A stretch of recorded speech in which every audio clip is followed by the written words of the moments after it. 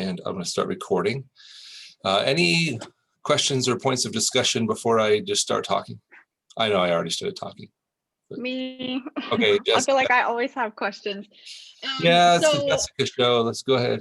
No, sorry. I appreciate questions. So this has to do with the article, and I know you had responded to my question on the announcements page, so I appreciate that. So I went ahead and submitted my thing. I used like free plagiarism checks on the internet and was getting really good stuff, good feedback anyway. And then so I'm looking and I can see my feedback already after submitting my paper, and I'm at a 22%, which I know that's higher than what you prefer. But I'm noticing that my two direct quotes, I have two quotes, and I did the in-text citations correctly, and those are the ones getting flagged. So I'm a little confused as to what to do, if I can resubmit, if there's user error, like I don't know. Like anyway, short answer is don't worry about it. So okay. Somebody has a high index. Again, so what it does is it flags it, right? And it says to me, this person is a potential academic integrity violation.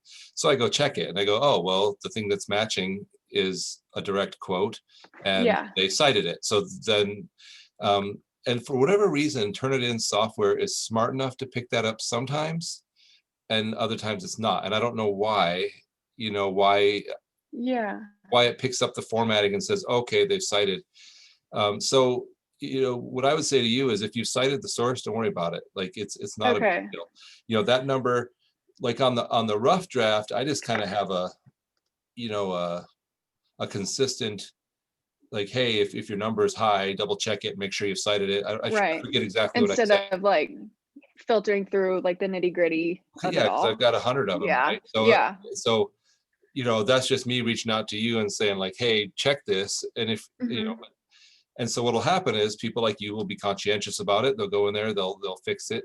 And again, a lot of those will be fixed. And then there'll only be a handful for me to go through and say, okay, they're not just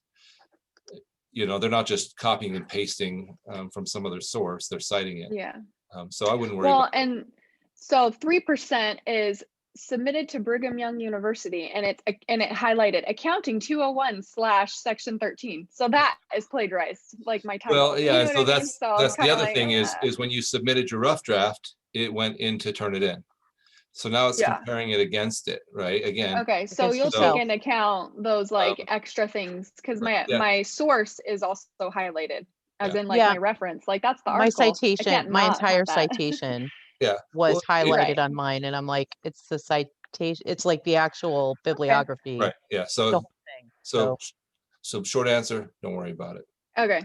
The other thing I just wanted to make sure I did that right. Because I'm not an English teacher, like if seriously, like, the criteria is like, tell why you wrote about, choose this topic, tell why you wrote about it. And then, so it's like, if you followed that, then you get full points. Okay. Like I'm not out to get anybody. In fact, they're redesigning this course this summer, and it was like, describe any assignment students really hate. And it was like the paper. Well, take that the paper, pretty much all of it. They hit the accounting part. The accounting part. Yeah, like can we not have math? No. They hit mostly what I'm. It's just busy. This is the first week that I felt like it wasn't busy, is because there was only one homework assignment, and that felt like nice. I was like, okay, this week is actually like doable with the paper, but if we had two, like it's a lot. But what's interesting is BYU Idaho is following. There's a group called Quality Matters. I don't know if you've ever heard of them, but they specialize in online teaching, and they hold symposia and they say it's a best practice to have work due at least twice during the week, like Thursdays and Saturdays or Thursdays and Sundays, rather than just because otherwise students will just do their work on the weekend.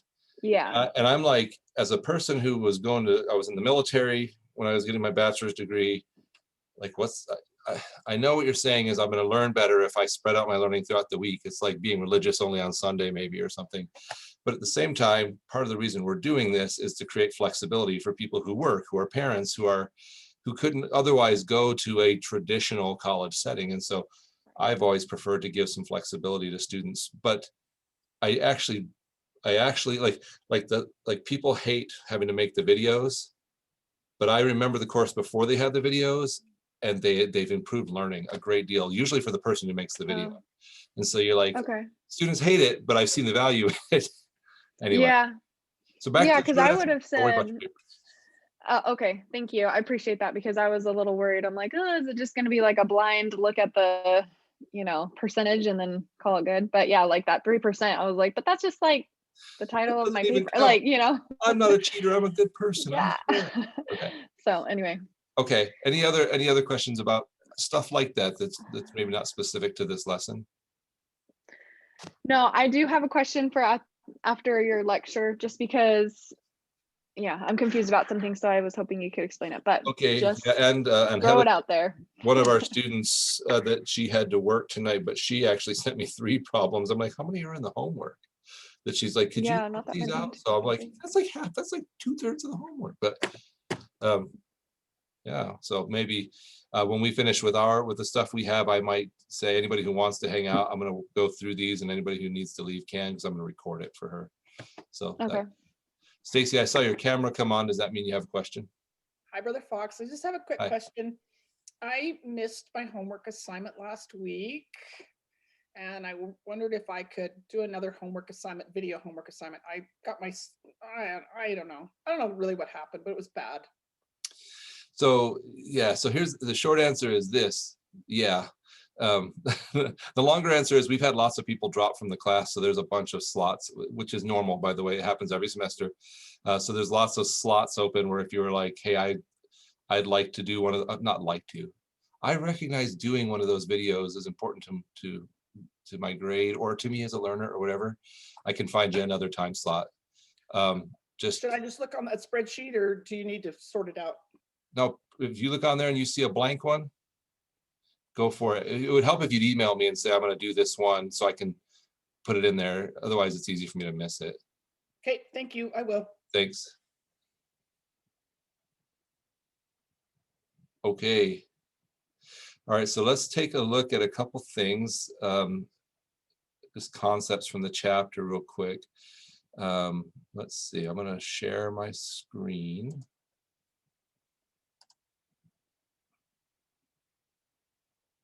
Did it share? It says I'm sharing, but then it didn't do what it normally does when I share. You're sharing. Okay, so that was it was weird. All right, so I'm going to just go over a couple concepts as usual. Okay, it's being dumb. I'm going to pull this over here. I always hate having you guys over here on my other screen because then it looks like I'm not, like if I look to talk at you, I'm looking away from you. It's weird. All right, so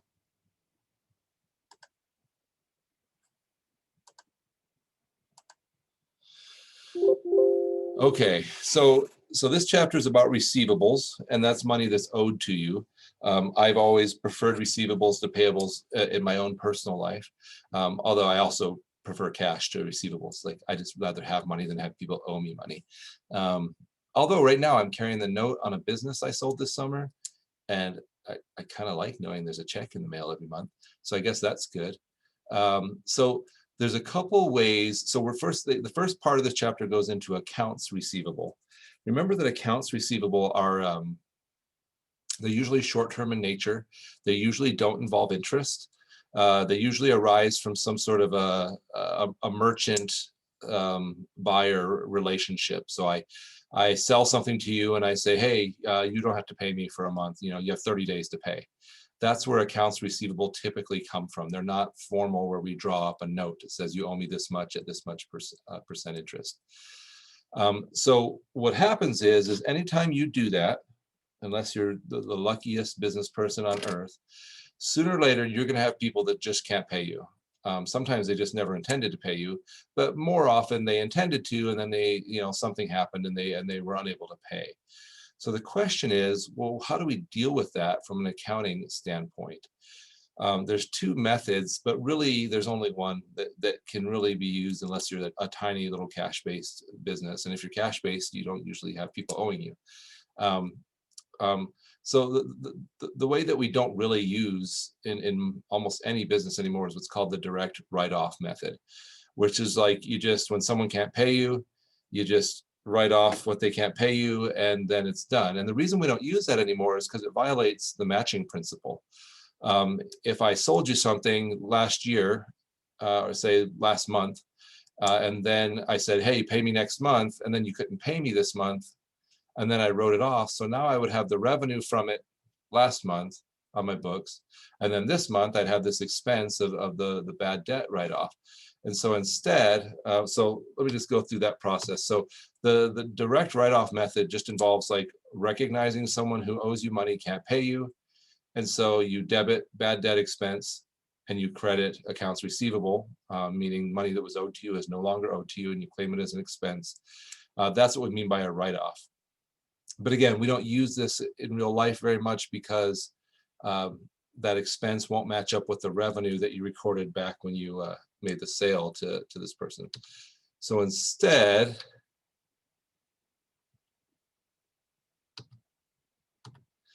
we have to use something called the allowance method for uncollectible accounts.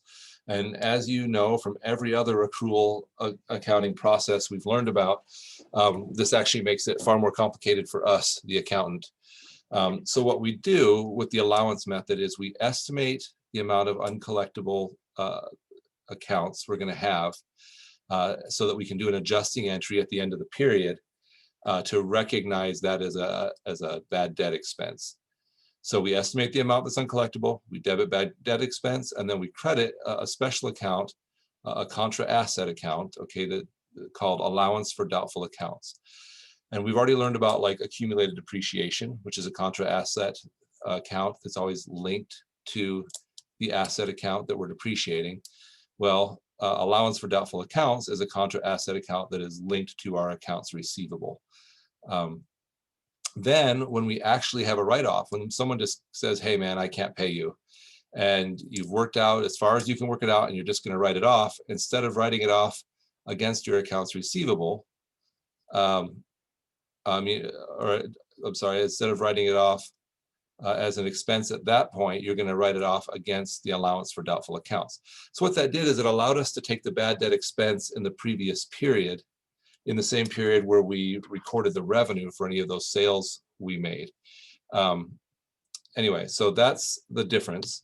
So let's take a look at an example of how that works. And again, if you have a question, don't be afraid to like just jump in or throw it in the chat, so that I can try to respond now instead of after you're like thoroughly confused by what I'm talking about. So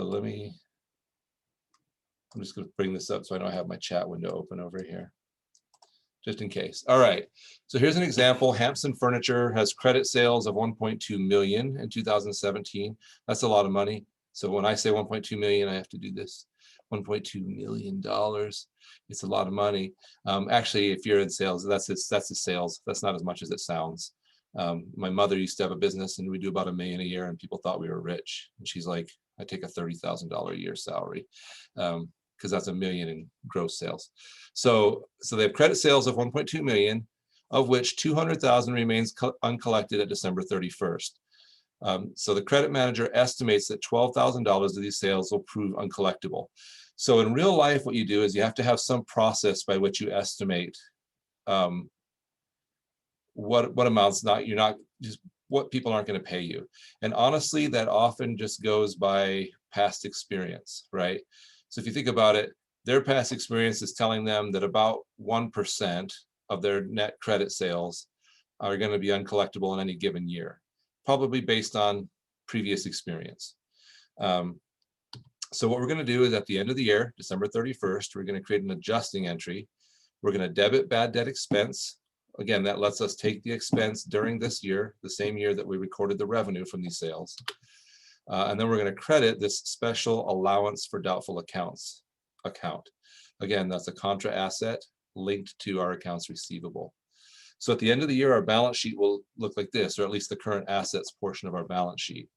It will show accounts receivable of 200,000 less the allowance for doubtful accounts, so that we have this net value for our accounts receivable of 188,000, or sometimes we'll call it our book value, which is the absolute amount less any allowance linked to that account. So here's what happens then. So the vice president of finance authorizes a $500 balance write-off. So one of our customers probably says, hey, I can't pay you. We send them to the finance people. They work out an arrangement, you know, happens all the time. You know, maybe they owe you 1,000 and we just say, hey, can you pay half of it and we'll write off the rest. We work out those deals with people all the time. And so we're allowed to write it off. So what we're going to do is we're going to debit that allowance for doubtful accounts, and we're going to credit the accounts receivable of that person's account. If you remember, in the direct write-off method, we debited the expense and credited the accounts receivable. But when we're using the allowance method, we already debited the expense last year so that we could have the expense in the same year as the revenue. And now we're debiting the allowance. And so we'll have this balance in our accounts receivable of 199.5. So we reduce that account balance, and then our allowance for doubtful accounts will now have a credit balance of 11,500. What this lets us do is we'll do this throughout the year as people can't pay, and we write things off. And at the end of the year, if we have any balance in our allowance for doubtful accounts, we'll know, well, we didn't estimate perfectly this year, so we'll adjust our method of estimating so that we can get as close as we can to guessing about how much will be uncollectible in a given year. Again, it depends on the size of your company. You know, at a single retail location, a lot of people get to where they can be very good at knowing about how much they won't get. But it's probably a little more challenging for, you know, a massive wholesaler who's making, you know, millions and millions of dollars still. Or you could just be like Walmart and just do everything cash at the point of sale, right? Then they don't have a lot of accounts receivable, at least not to their general customers. They probably, for some other relationships, they do.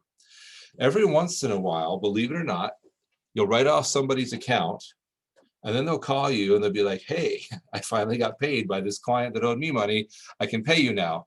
So if that happens, what you do is you reinstate the accounts receivable. So you just debit the accounts receivable and reinstate the allowance for doubtful accounts. So you just reverse that write-off entry, and then you go ahead and record the payment. You debit cash because they paid you, and you credit accounts receivable. This happens more than you would guess. I've always been pleasantly surprised that the majority of people that have, the majority of people who get behind with me in my business and are talking to me about it, because some people just like disappear and they won't answer your phone calls. But the people who are talking to me, they often try to make it right. It's the people that just disappear that even if they got money, I think they're like, whatever. Which I get sometimes. I mean, if you can't pay, you can't pay. But talking really helps. All right. So then the question is, okay, how does that finance manager or whoever's doing it, how do they estimate the amount that's going to be not collectible? And there's a couple of processes that are used. One is just what's called a percentage of sales method, which is kind of what we used on that last one, where we said, hey, 1% of our sales from past experience tells us 1% of our sales is not going to be collectible. The second was called a percentage of receivables basis. So this is kind of similar, but instead of saying we'll take a percentage of our sales, we'll just say, hey, at the end of the year, this much is owed to us. And from past experience, what does that tell us? That on average, we don't collect a certain percentage of what's owed to us in any given year. And so you just take some rate and multiply it by the amount of your receivables, and that's how you estimate. And then the third way is what's called aging of accounts receivable. And this is probably the most accurate way, but also the most difficult way.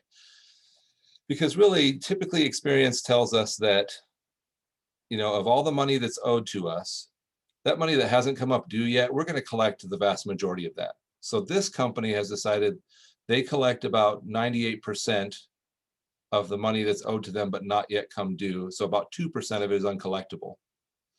And if anything is past due 1 to 30 days, that uncollectible rate jumps to about 4%. If it goes past due 31 to 60, that uncollectible rate jumps to 10 to 20 and over 90 up to 40. So what they do is they break down their accounts receivable by the number of days, they call it aging, and then multiply each of those subtotals by the rate. And again, in real life, this rate would come from past experience. In a problem, it's going to have to tell you, okay, this information. And then that's how they estimate the amount that's uncollectible. So this is just a way of, I guess, adding more detail to that estimate. Some companies think it's worth the time and effort to do that. Others come up with a single rate and they just apply that. All right.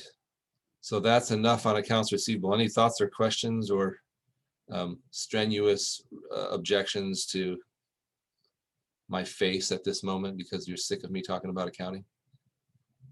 All right. I strenuously object to your face. So I got to tell you that the story. My son, he comes back from a soccer game the other night, and there's a cookie on his windshield of his car, like sitting there on a plate. And then on the plate, it says, if I shave my dog's butt and taught him to walk backward, he'd still look better than you. And he was like, he's like, is this someone trying to like legitimately bully me? Or is this like one of my friends like trying to be funny? Right. And then they started asking around. A bunch of kids got these, and a bunch of them were really mean. But then there were other ones that were nice, like only hot girls get 2 cookies. And like, and so so my son just figured it was one of his friends, like trying to be stupid or whatever. But then other like parents in the community, like got on Facebook and were like, bullying is unacceptable. And this whole thing blew up. And anyway, and it turns out it was like a couple of kids and they were trying to be mean. They were like I'm like, if you're going to bully, that seems like a weak attempt. But to some people, it was really hurtful to them, right? My son too. Anyway, so that saying that you were sick of my face made me think of this. And so one of these kids came over to our house the other night and like knocked on the door and like apologized to our son about this whole thing. And I'm just like, what the heck? That's small town living. I mean, but there was a cookie. But there was a cookie. Well, exactly. It was weird. It was like they were like those Walmart Loft House cookies with the frosting. Those are good. They're delicious. Well, sometimes. I mean, if you're gonna be mean, but then you're gonna give a cookie, it kind of like negates it, right? Like I mean, it was the weirdest thing. And so there I am at church with our ward youth council, right? And I'm saying like, hey guys, like check this out. What one friend would think is funny could be like devastating to another person, right? So you have to be like cognizant. You know you have that friend that you say you call each other dingus or whatever name you call each other, and it's funny. But then other people that you don't know as well, or you don't know what they're going through, or you don't know what their insecurities are, and you could really devastate them with it. Anyway, so it always include a cookie is your point, well, yeah. Right? So it led to this interesting conversation. And then of course, like my son's like, oh, so great. Now I have to get double punished. First, I get told I look like a naked dog butt. Second, I have to endure every adult in my sphere now talking about bullying for the next 6 weeks. I'd rather just not, that was his mindset. Like I was the victim. I shouldn't have to be punished for it. It was a crazy situation. All right. I don't know why I thought I'd share that with you. Oh yeah. Because I said, you're probably sick of my face. All right. Brother Fox, can I just cry about something for a minute? Sure. So there's a lot of greatness in accounting 201 class. I have learned there's a lot of things I don't understand. And I came in late, so I made it miss this discussion. A lot of classes I've taken, I'm now a senior at BYUI. A lot of the classes I've taken, notes are allowed, open book, lots of options. It just seems to me in this class that is a heavy load for some of us to try and remember when I do the allowance for doubtful accounts receivable and when I do cash, it's hard for my little brain to keep all this straight. Oh, how I wish notes were allowed. That's my cry of the night. Stacy, I think we all feel you on that one. Oh yeah. No, I appreciate it. And actually, when they were asking, how can we, what do we need to do to improve this course? That was part of my input, was like, some things need to be memorized. Like, probably to be successful in accounting, you need to learn those debit and credit rules down pat. Like, if we let you use notes every time, then you're still going to be struggling with it by the time you get to the end of accounting too. But other things, I really struggle to understand. Never once in my career as an accountant have I been called upon to calculate, the accounts receivable allowance without any resources. You know what I mean? Like, I'm never in the middle of the desert and someone's like, here's what I need you to do. Same thing, and so yeah, that is input I gave to them, just so you know, that I think some things are I just think appropriate. it's unrealistic to think that we who are like, I don't know everyone's major, but those of us who are not majoring in mathematics or accounting, who just need this one class to get our certificate to graduate, why must I memorize this? Right. Well, and the other thing is,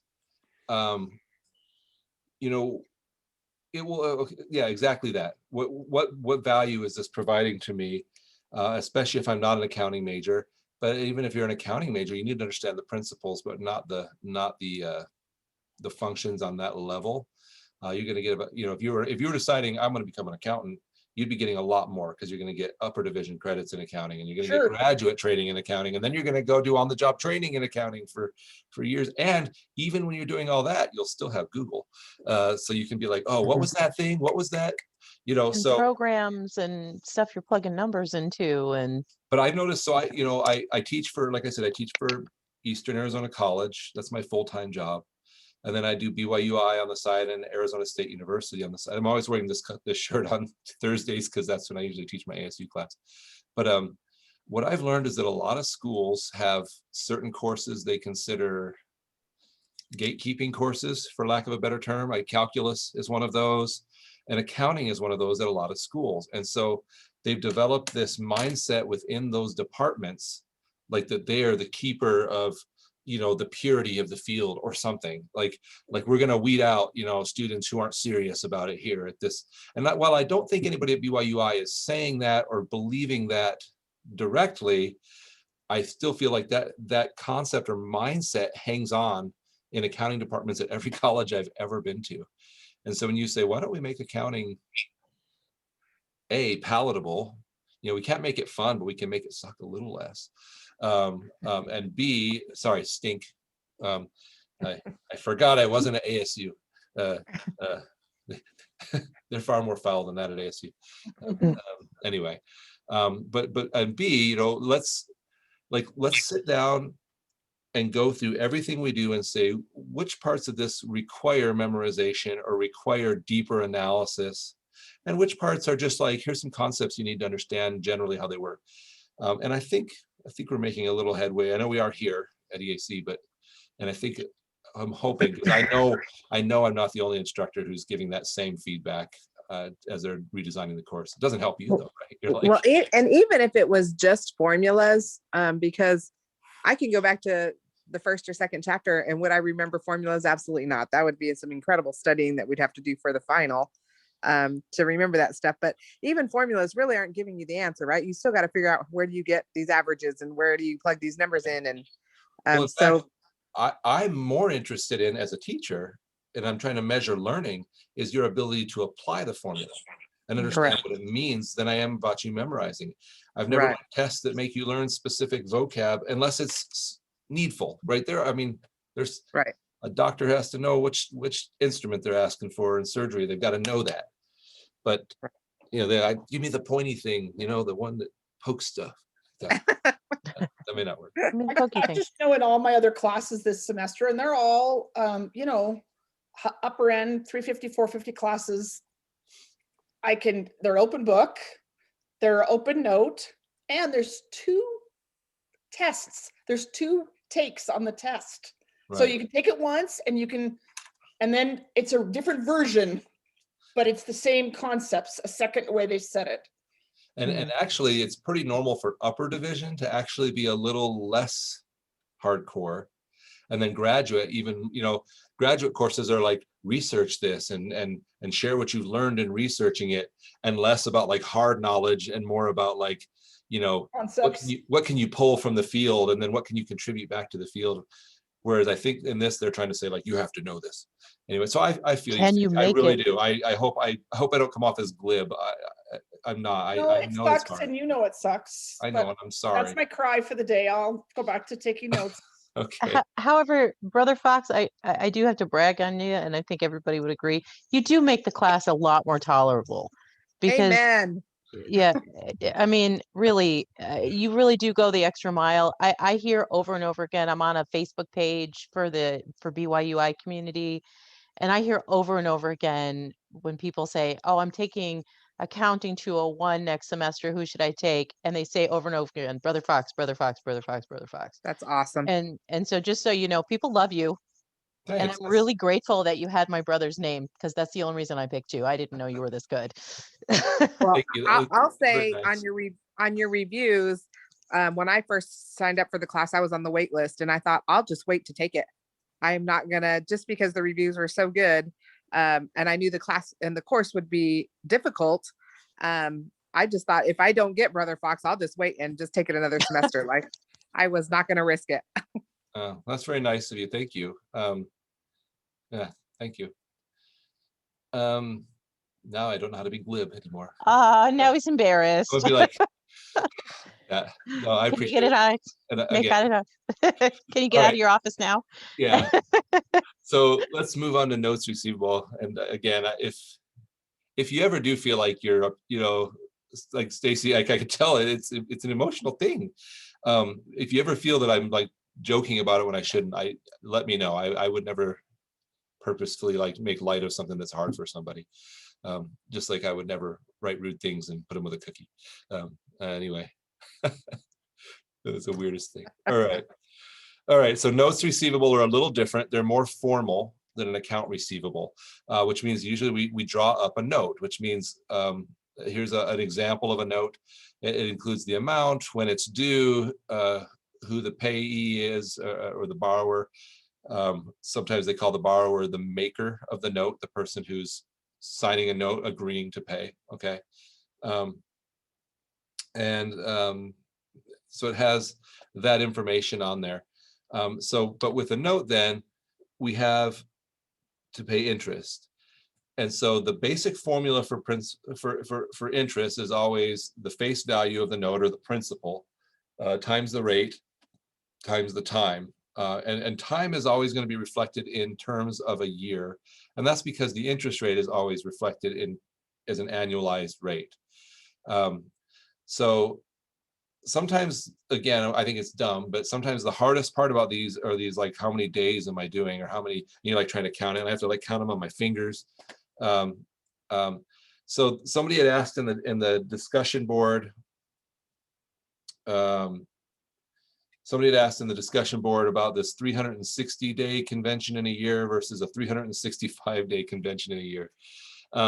So pretty much now everybody uses 365. Why? Because computers do all the work for us. But back in the day when we were doing it by hand, saying, okay, we're going to consider a year to be 12 months of 30 days each, just made the math a lot easier.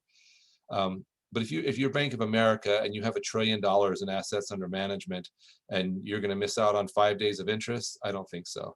Okay, I mean that it actually turned out to be a pretty large number. So the conventions really shifted to 365 for the purposes of the exam. For homework, use 365 unless it tells you specifically use the 360-day convention. I am hoping when we move to the new textbook that they will have one that I just think they need to stop with the 360. It's confusing to have both of them out there. And like I said, it'd be the kind of thing, if you decided to go be an accountant somewhere, you'd go to work and you would assume 365 unless they said, hey, at our company, we're still using the old 360 convention. Anyway, so principal times rate times time is how I remember it, or face value times rate times time. And that's how we calculate interest. A couple things that confuse people. So here we have a Wolder company. They lend Higley $10,000 on June 1st. They accept a 5-month 9% interest note. So a lot of times people get confused when it says 5 month 9%, they think it's 9% over the 5 months. But remember, interest rates are always expressed in an annualized rate. Okay. So if you borrow money on a 5 month 9% note, you're not going to be paying a full 9%. Okay. So that's one thing that confuses people. So at maturity on November 1st, it's going to look like this. The Wolder company is going to record a receipt of cash of $10,375. And then that cash is going to be 10,000 of it's going to be the note receivable, the amount of money they lent, right? They're getting that cash back. And then the other 375 is going to be the interest revenue. Usually when I'm having to do a journal entry for this, I actually start with the interest revenue because it's the part that it's like hardest for me to understand. And then it drives what the cash is going to be. So I would figure out, I would calculate the interest by taking the principal or face value, 10,000 times the rate, 0.09, times the time, which is 5/12, because 5 months is 5/12 of a year. Okay. That gives me 375. So I would actually record my interest revenue. Then I would record my notes receivable.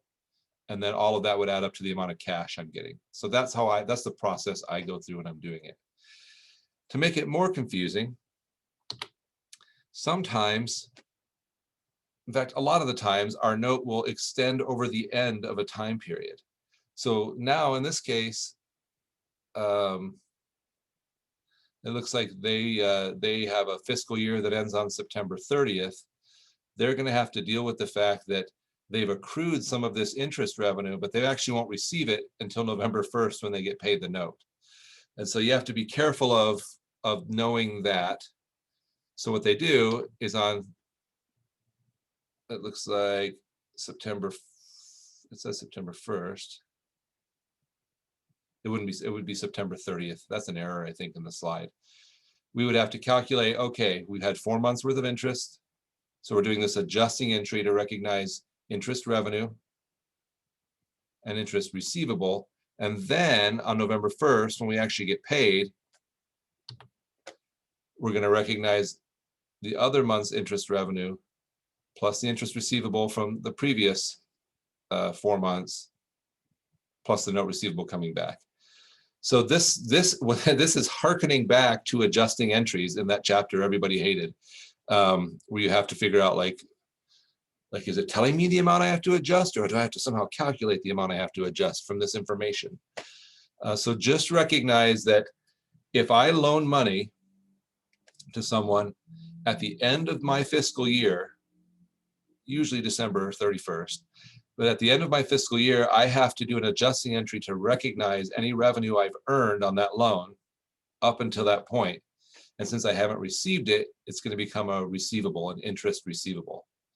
Then when the note comes mature on its regular maturity date, I'll receive that cash, and I'll have to recognize that that's paying down that receivable from the end of the year, plus there's revenue for any interest I've earned during this year. That's an area that confuses people a lot and probably will get you in the homework at some point or another. All right, that's a lot of me talking, so I'm sorry if it was too much. So I think Jessica said she had a homework question. Was that right? Was it you, Jessica, that said that? Yeah, I do. Did anybody You wanna else do that have one them too? first?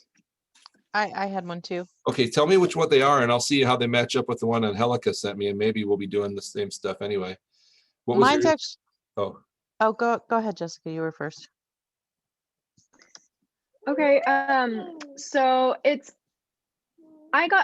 I'll just be completely honest. I got this right on the homework assignment. Like, I'm done with it. However, I'm trying to be diligent in the teaching part and the discussion, like when my peers post like their little video and teaches the group.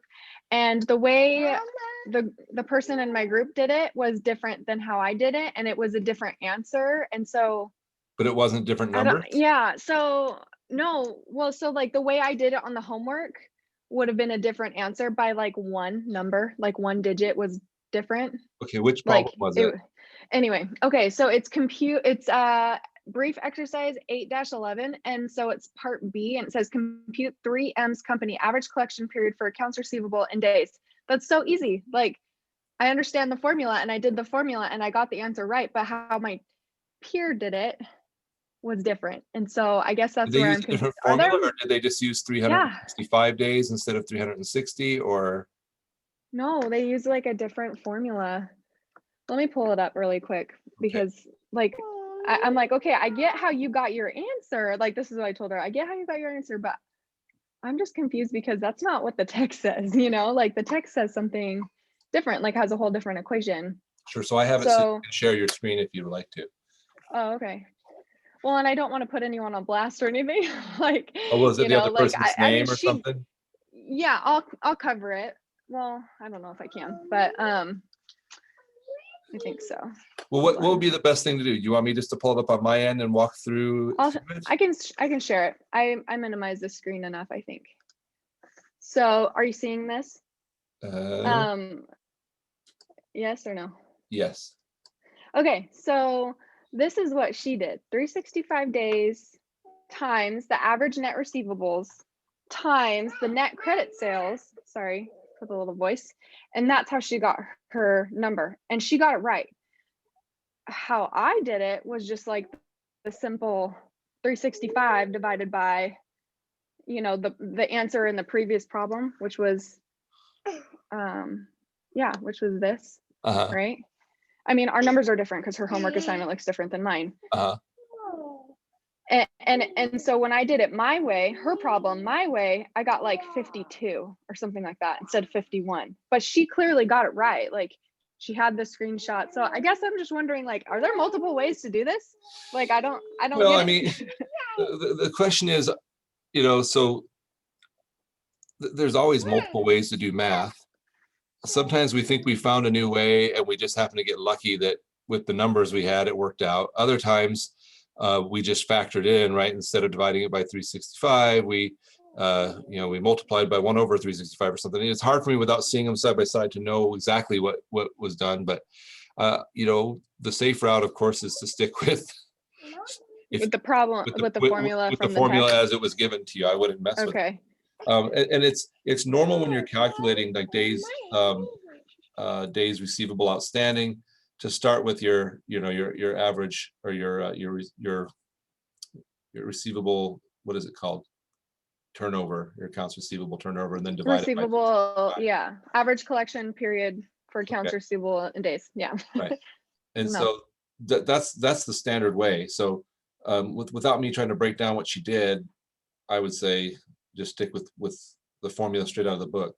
And okay, she did explain that, like, maybe Wiley plus, like, if it's so close that, you know, because of rounding, they gave it to either me or to her. So like either way, like, could that be where? It does. Wiley plus is designed to have a range of acceptable answers, and sometimes they're bigger or smaller depending on the amount of yeah, like I said, hers was 51 and the way I did it, I got like 52. So that makes sense. I needed like a reason why this was not making sense to me. So I appreciate, like, I'll blame Wiley plus and I'll just leave it at that. But okay. Thank you. Well, like I said, it's possible if we looked at her formula, she used the same formula and just, you know, when you're doing algebra, you can proof things in different directions and they're the same thing. I didn't look at it in that moment. Okay. Sometimes we skip steps without even realizing it too. And so I found that difficult. My first one, I felt like I was explaining too much, and I'm like, I'm so sorry if this is like really easy, but just in case you're not following along, I'm going to break it down, you know? So I don't know. Okay. Well, I'm not sure I was much help to you there, but stick to you're the welcome formula. for whatever it was. Stick to the formula. That's yes, a good enough answer for me. I know the one I got the answer with. So yeah, I just felt really dumb because I was like, I don't get how you did that. Wait, how do you get it right and then feel dumb? When I get it right, I feel like a winner. Because I tried to do her problem with her, you know, like with her numbers, and I was trying to just like be diligent, like, so at the end of the week I could, you know, accountability. Yeah, I did. I followed along and I got the same answer and we did it and we practiced together, you know, like I was trying to do that, but then I was like, but I'm not getting the answer right. Like, I'm not doing it how. Anyway, it probably does not matter, but okay, that's okay. So Michelle, what was the one you were? So mine was actually in the quiz. So before I do that, is it like the homework where the quizzes are different and they're all mixed up and the numbers are different? Okay, because I didn't want to be like, here's my quiz thing. No, So well, the I, other thing oh, is I think somehow by calling them quizzes, we've made people think that they're exams. And like, seriously, I have no problem with people sharing or talking about quizzes or anything like that. And it says right in the quiz instructions, you may use your book on the quizzes. oh, and I do. But at the I'm same just, time, it also says, but you can't have it open because Wiley stinks and only lets you have one window open. right. So people are like trying to find other browsers so they can have, anyway. You got to be creative and take Creative. notes. Okay, so there was one, and I took a screenshot of it. So I don't know if I can You share can it. share, you'll Okay. be able to. There it is. Hopefully I'm okay. I was like, hopefully I pulled up the right one. So that's the answer I got. And then I clicked on show the answer and it told me what the right answer was, but it didn't explain why it was the right answer. So that's not really helpful. So So let me read it. The maturity value is the face value plus interest for the term of the note. Interest earned is calculated by multiplying principal times interest rate times time. The Danta company has a March 31st fiscal year end. What is the maturity value of $25,000, 12%, 3-month note receivable dated March 1st? So probably when you explain it to me, it's going to be like, okay. let's see. But Interest for the so I think they're trying to obfuscate with us here on the whole year end because it's still going to be part of it. So let me just see if I take the principal times the rate times the time, which is 3 months, right?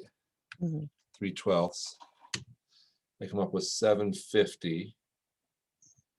So, and what did you put on yours? I did the 25,250, and the 250 is the interest for the 1 month. But Right. the answer was 25,750. Okay. So were they just like being tricksy with me? Yeah. So well, it tells you here that it's the face value plus interest for the term of the note. So in essence, I'm going to say 3 months worth of interest. So 25,000 times 0.12 times 3/12 is going to give me the interest for 3 months, which is 750. Then I'll add that to the face value. But yeah, so that's what I'm saying. I think they were trying to obfuscate or just be confusing, if not obfuscating, then with giving you all of this, like their fiscal year ends this day, so you're thinking I only need to do 1 month. But Right. like, what would honestly happen, like if I was recording this in real life, is I would, come on, Excel, be faster.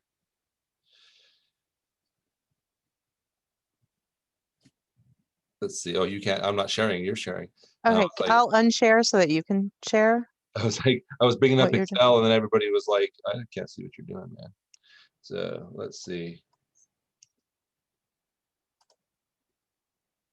Let's see. So I'll show you, like, so what would happen is, like when I borrowed the money, or when I lent the money, it would just be like note receivable of 25,000, and cash would go down, right? So that's what would happen with the initial transaction when I loan it out. Then after 1 month, it's the end of my fiscal year. So I'd have to record some adjusting entry to show that I'd earned some interest revenue to that point. And so it would be like interest receivable and interest revenue. And since it would be 1 month, I would say So that's where the 250 would come in. Right, 25,000 times 0.12. That's for the year. I divide that by 12. It's going to give me 250 a month. So at the end of the year, or at the end of my fiscal year, I would record this adjusting entry. Then 2 months later, when the note came mature, it was a 3-month note, right? I would have to show that I received the money back. So I would get some cash back. This interest receivable that I recorded at the end of my fiscal year, I would have to say that's no longer receivable. I'm going to collect that plus interest revenue for the 2 months during this fiscal year, plus the note receivable is now going away because they're paying me. So my cash would go up by 25,750. So that would be those would be my journal entries involved with this whole loan. There to make the loan, there to record the interest revenue I earned up to the end of my fiscal year, and then here to record the payment received, which covered that interest receivable, plus any revenue earned during the new year, plus the cash I'm getting back from what I loaned out. Okay. Does that make So I broke it up, but I didn't really have to break it up. Yeah, that Gotcha. in truth, yeah, you actually you kind of did this intermediate. You were saying like that's what it'd be worth at the end of the year, I guess. Right. 250 plus the loan out. Did that help explain it at all? Yes. Okay. Yes, it did. Okay. That's what I love about accounting. Sometimes you could like explain it all and think you're really smart, and the person's just deadpanning you. Like that's still that still makes no sense. You're like, sorry, just doing my best. Okay. Other questions? Specific questions or problems to look at? Okay. So probably what I'll do is we can even maybe have a closing prayer, and then anybody who's like, I'm good, it's been an hour, that's the limit of my posterior's ability to sit in a chair, can feel free to take off or whatever, or get on to other things. And anybody who wants to, I'm going to work through these problems that Angelica asked me to, or probably not, I'm not going to work them through real hardcore. I'll probably just talk through them. I have a feeling since she emailed me, she's probably, I should go in and look. If she's got 100% on all of them, I'll be like, I'm not solving this. But I told her I would, so I will. Any volunteers for a closing prayer?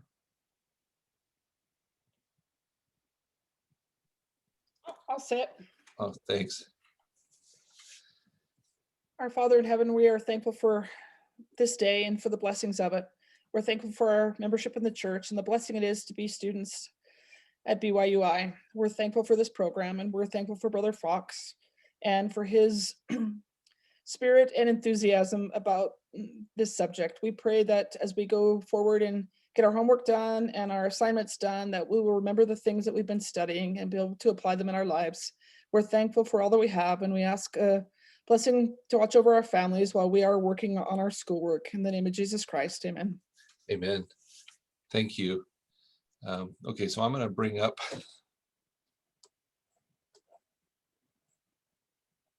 in fact, I'm going to stop sharing for a moment. I'm always afraid like I'm going to have like somebody's grades or something up on another screen as I'm going through it, and someone will be like, that's a FERPA violation. You showed everybody my grade. So that's the FERPA, the Federal Education something Privacy Act. Anyway, it means we're not allowed to show other people's educational information. Kind of like HIPAA, but for education. Yep. Oh, interesting. I didn't know that was a thing. Like it really comes up when parents call the college and are like, I need to know if my kid's been attending class, and you're like, I can't tell you, but I pay for their school. Well, work that out with them. That makes parents mad sometimes. Huh. But hey, No doubt. everybody's got to have a hobby, and mine's making parents mad. No, it's not my hobby. Let's see, modules. And Wiley plus assignments. Well, my husband's home for the weekend, so his class is over. So good night. Thank you for all your help. All right, see you later. She's like, I'm out. Let's see, chapter 8 homework.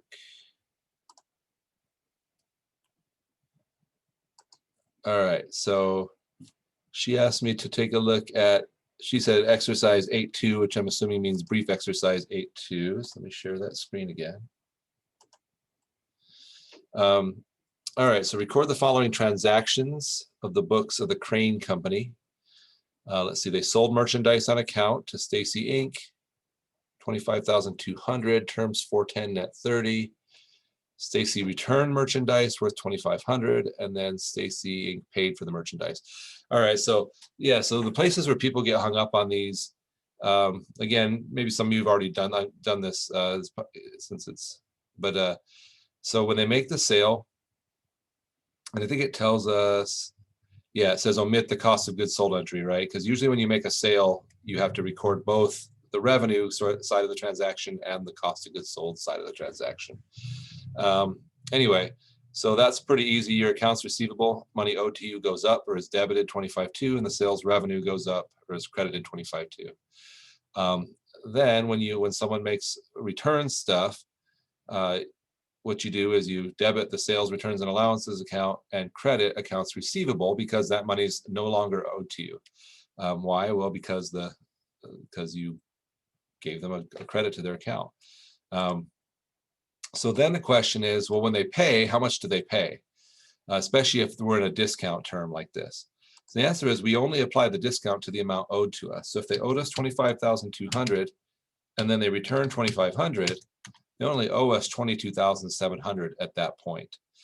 And since they paid on the 10th day, so within the discount period, they're going to pay, they're going to get the discount. So if I want to figure out how much the discount is, I say they owe me $22,700. I multiply that by the discount rate. That gives me $908, which is the amount of the discount. I have to reduce my entire accounts receivable by the amount owed to me. So I'll credit the full $22,700, and the difference between the amount owed to me and the amount of the discount is the amount of cash I'll actually receive. And so a lot of times the way I do it, just because I don't like all this subtracting and adding, is I figure out my cash first by saying they owe me $22,700 and they get a 4% discount. So I'll multiply that by 0.96 or 96% of the total. And that's the amount I'll be collecting in cash. And then I multiply the, 22,700 times the amount of the discount. Whoops. And that's the amount of my discount. And then the two of them together should add up to the total accounts receivable. So that's my process there. Any questions on that? I'm kind of blazing through it, but I figure if someone's watching on video, they can always watch it back if they need to. So that was 8.2. The second one she asked about was 8.8.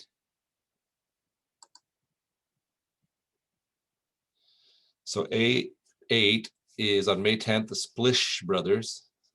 Splish Brothers. I don't know. There's always weird business names out there. Sold merchandise for $23,000. They accepted the customer's MasterCard. At the end of the day, Best Business Bank MasterCard receipts were deposited in the company's bank account. Best Business Bank charges 3.3% service charge. So prepare the entry. Okay. So so so there's actually two different ways businesses do this. Okay. But for this book, this is how they always do it, where you say you take the total amount of sales revenue, and then you record as cash the amount you're actually going to receive. And then you record as service charge expense any amount that's part of the service charge you pay. Other businesses like to record the whole amount as cash and revenue, and then they do a separate entry to show the expense. Okay, so that's just, but for our class, so again, I take the 23,000 and I'd say, okay, there's a service charge expense of 0.33, so times 0.033. That would give me the service charge expense. And then that amount, so the 23,000 minus the amount that was the expense is the amount of cash I'm actually going to collect. And then the last one was 8.10. Let's see. It says brief exercise, but I think that's a lie. It doesn't look that brief to me. You can't have like 4 parts on something and call it brief. let's see. During its first year of operations, Indigo Corporation has credit sales of $3,213,200, of which $361,300 remain uncollected. The credit manager estimates $16,880 of these receivables will become uncollectible. So prepare the journal entry to estimate uncollectibles. Well, we don't have to, in this case, we don't have to go through this process of trying to figure out like estimated amount, because it just tells us straight up, right? Like this is the amount we think is not going to be collectible. So we debit bad debt expense and we credit the allowance for doubtful accounts. Then it wants us to do the current assets section. It tells us how much cash they have, inventory, etc. So the cash, the inventory supplies, we all just enter exactly with the numbers it gave us. And then for this accounts receivable section, again, we're just going to say, this is how much we're owed at the end of the year, 300 minus 361,300. And then it'll be less any allowance for doubtful accounts, which is that amount 16,880 we just entered. And this number will be the accounts receivable minus the allowance. And then we just add them all up. All right, so here's where we get a little more complicated. It says calculate the accounts receivable turnover. Assume the average net accounts receivable were 273,500. So to calculate that, we're just going to take our, let's see, where am I looking at here? So our accounts receivable turnover ratio 11.7 times. Oh yeah. So we're going to take our sales, 3,213,200, and divide that by our average accounts receivable, right? Of 273. That gives us 11.7. So what this number really means, if you think about it, is it's just measuring the relationship between our average credit sales, or sorry, not average, but our actual credit sales and our average accounts receivable. So it's like saying the amount we sell is 11.74 times greater than what we average being owed. What that means is that we're actually collecting something like 88.3% within that same time frame. And so then the other thing is to calculate our average collection period. This kind of goes back to Jessica's question earlier, is we just take this receivable turnover ratio and divide it by the number of days in a year. And so another way of putting this is saying, hey, I sell an amount equal to 11.7 times what I usually have owed to me. Or another way of saying it is I'm bringing in about 11.7 times as much as is owed at any given time. But I don't know if any of those really help though. So I take 365 divided by 11.7. I'm going to get 31.19 days. So what that means, and again, this is, I don't know if it really means that, but how we take it to mean is it takes me on average about 31 days to collect what's owed to me. So if my policy is a 30-day period that I'm giving customers to pay in, this means I'm roughly adhering to that policy, right? I'm pretty close to doing that. If that number, as that number gets larger, that's usually a negative thing, because money that's owed to me is money I can't spend on paying employees, buying new inventory, those sorts of things. So this is one of those things that people want to control, and they sort of set their own, rate. If I tell customers 30 days, then I want to keep this around 30 days. Ways I can do that are give people strong incentives to pay early, a discount or something like that, or give them strong incentives to not pay late by penalizing them for doing so or something like that. Anyway, so those are the three ones Angelica asked me to work out. Those of you who stuck with me through thick and thin to this very moment in time. Any other questions or other things, or are we good? You just about got her to sleep, Jessica. Yeah, she's asleep.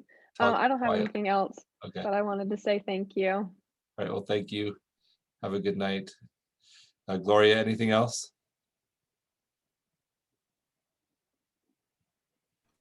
No, I'm okay. Thank you. Okay.